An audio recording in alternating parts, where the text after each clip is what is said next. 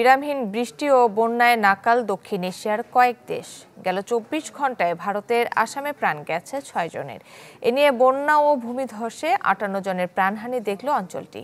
একই চিত্র নেপালেও, সেখানে বন্যা, ভূমিধস ও বজ্রপাতে নিহত হয়েছেন ৪৭ জন। এদিকে চীনের শক্তিশালী টর্নেডোর আঘাতে মৃত্যু হয়েছে ৫ জনের, আহত অন্তত ৮৮ জন। ড্রেনে ড্রেনে এভাবেই নিজ সন্তানকে খুঁজে বেড়াচ্ছেন অসহায় এক বাবা। ৩ দিন ধরে খোঁজ নেই ৮ বছরের এক শিশুর। ভারতের গুয়াহাটিতে গেল বৃহস্পতিবার বৃষ্টিতে বাবার স্কুটার থেকে পিছলে ড্রেনে পড়ে যায় শিশুটি।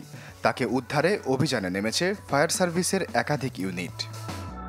নগদের কাছে সব গ্রাহকই প্রিয়, তাই তো সারা দেশে ক্যাশ আউট চার্জ সবচেয়ে কম।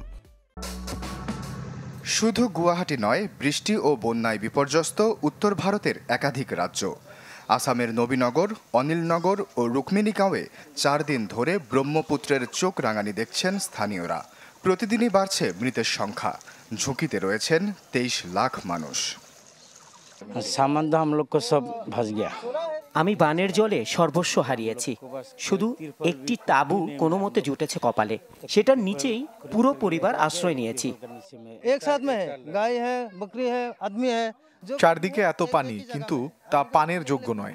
খাবারের জোগানো শেষ।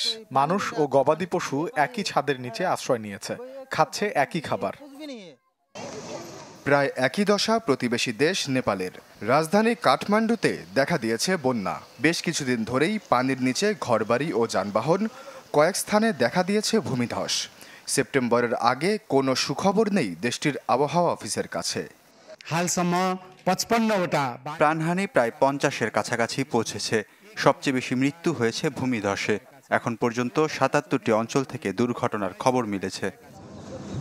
এদিকে চীনের শ্যানডং প্রদেশে আঘাত হেনেছে শক্তিশালী টর্নেডো। এতে ধসে পড়েছে একাধিক আবাসিক ভবন, প্রাণ গেছে বহু মানুষের। আশ্বাস চৌধুরী, চ্যানেল 24।